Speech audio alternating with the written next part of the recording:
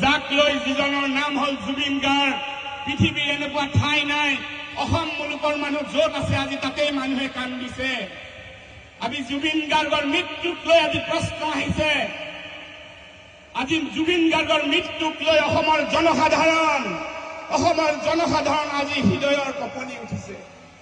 অসমৰ জনসাধাৰণে বিচাৰে যে জুবিন গাৰ্গৰ এই ঘটনাৰ লগত জড়িত থকা প্ৰত্যেকজনকে তিল তিলকৈ শাস্তি দিব লাগে, তেওঁলোকৰ ওপৰত কঠোৰ বিচাৰ হ'ব লাগে। আজি শ্যামকানু মহন্ত, সিদ্ধাৰ্থ যিদৰে এৰেষ্ট কৰিছে আৰু যিবিলাকে এৰেষ্ট কৰা নাই প্ৰত্যেকজনকে চুচুৰাই পুলিচে আৰক্ষীয়ে লৈ আহিব লাগে আৰু কঠোৰ জেৰাৰ সন্মুখীন হ'ব লাগে। আৰু এই বিচাৰ CBIৰ হাতত অৰ্পণ কৰিব লাগে। জুবিন গাৰ্গ অসমৰ সম্পদ আছিল। এই বিশাল অসমৰ হৃদয়ত, মানুহৰ হৃদয়ত বাস কৰিছিল। আমাৰ এইখন নাও খেল যোৱা সময়ত আপোনালোকে দেখা পাইছে 50,000ৰ ওপৰ মানুহে এই নাও খেল চাবলৈ আহে।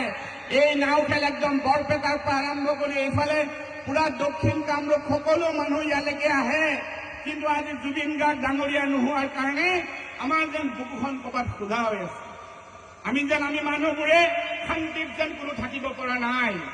জাতি ধৰ্মৰ ঊৰ্ধত এটাই নাম জুবিন গাৰ্গ। ভাৰতীয় জাতীয় কংগ্ৰেছৰ মহামান্য সভাপতি গৌৰৱ গগৈ ডাঙৰীয়াই সেইদিনা গোটেই উৰেটো ৰাতি যেতিয়া তেওঁৰ কাৰণে এয়াৰপৰ্টত গোটেইটো ৰাতি তেওঁ থিয় হৈ আছে। আৰু পিছদিনাই আমি গৌৰৱ গগৈ ডাঙৰ নেতৃত্বত গৰিমা গাৰ্গৰ ওচৰত আমি সকলোৱে তেখেতৰ ওচৰত উপস্থিত হওঁ। তাৰপিছত আমি যোৱা পৰহিদিনা যোৰহাটলৈকে যাওঁ। DK শিৱ কুমাৰ কৰ্ণাটকৰ ডেপুটি চিফ মিনিষ্টাৰ ডাঙৰীয়াৰ লগত আমি তাত অংশগ্ৰহণ কৰোঁ। আমি কংগ্ৰেছৰ আমাৰ হাইকমাণ্ডকে ধৰি ৰাহুল গান্ধী ডাঙৰীয়া, মল্লিকাৰ্জুন খাৰ্গে ডাঙৰীয়া, প্ৰিয়ংকা গান্ধী ডাঙৰীয়ানী সকলোৱে সেইদিনাখন মৰ্মাহত হৈছে। ভাৰতীয় জাতীয় কংগ্ৰেছৰ প্ৰত্যেকজন কৰ্মী মৰ্মাহত হৈছে। আমি বিচাৰো জুবিন গাৰ্গৰ ন্যায় বিচাৰো। যোন য'ত জড়িত আছে তাক টানি লৈ আহি কঠোৰ শাস্তিৰ ব্যৱস্থা কৰিব লাগিব। বিচাৰত কোনো ত্ৰুটি থাকিব নালাগিব।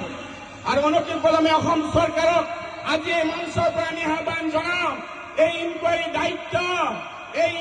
দায়িত্ব CBIৰ হাতত অনতিপলমে CBIৰ হাতত অৰ্পণ কৰিব লাগে, যাতে জুবিন গাৰ্গ ডাঙৰীয়াৰ এই হত্যাকাণ্ড, এই যি ঘটনা আমাৰ মানুহে সহজভাৱে ল'ব পৰা নাই।